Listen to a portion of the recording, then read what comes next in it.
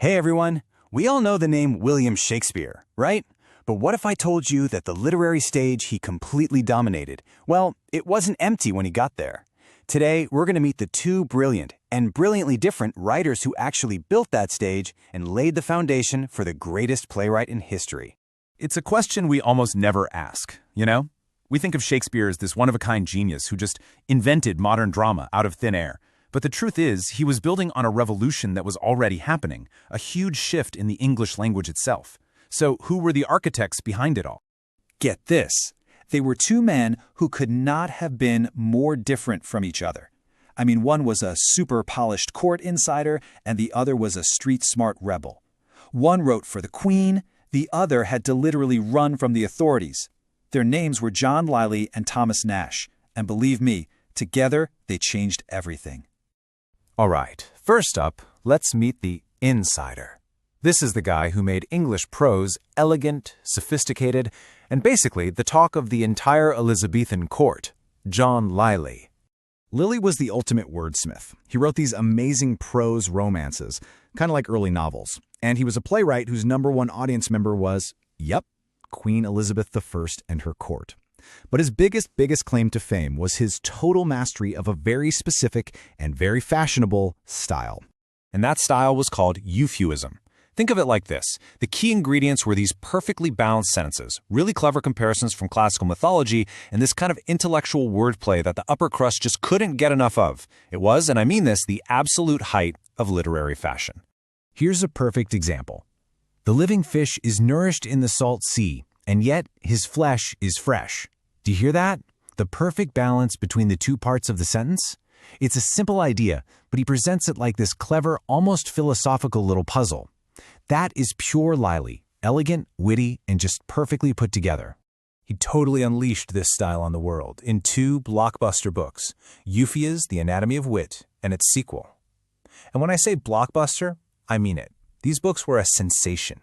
Suddenly, everyone at court wanted to talk and write just like the characters in Lyly's stories. He literally created the trend for how to sound smart.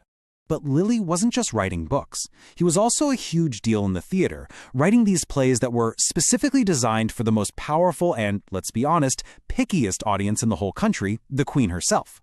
His plays weren't about gritty realism. They were all about elegant, mythological stories with hidden meanings. And his range was just incredible. I mean, one minute he's writing a play like Endymion as this flattering tribute to the Queen's whole virgin queen image, but then he turns around and writes Galathea, which uses gender-bending disguises to explore same-sex attraction. We're talking way ahead of its time.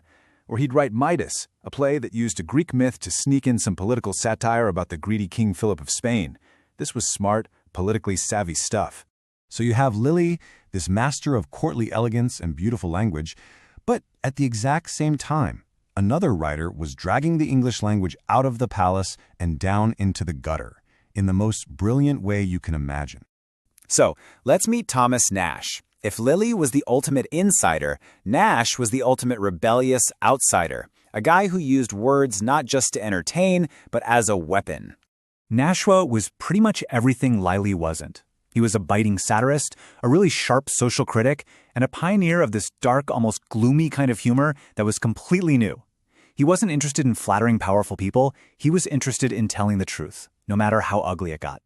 And the contrast is just, wow. While Lyly's over here writing about goddesses and courtly love, Nash is writing plays like Summer's Last Will and Testament, which is all about decay and how death comes for everyone.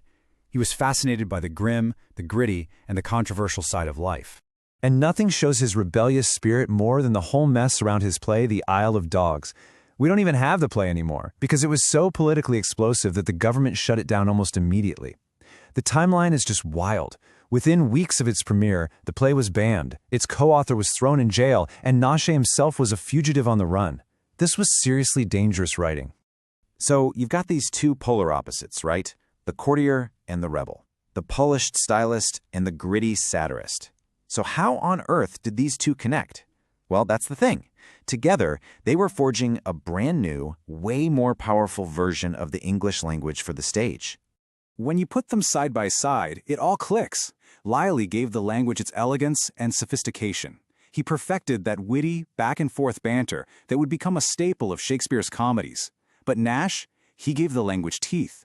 He pumped it full of biting satire and social critique, and explored those dark themes of death and decay that would become the engine for Shakespeare's greatest tragedies. You could say one gave English its poetry and the other gave it its punch. They've basically expanded the entire toolbox.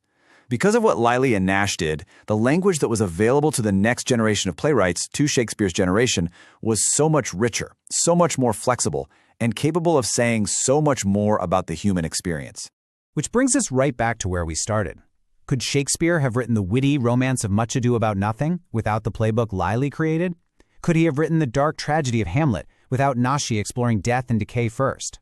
It's something to think about, isn't it?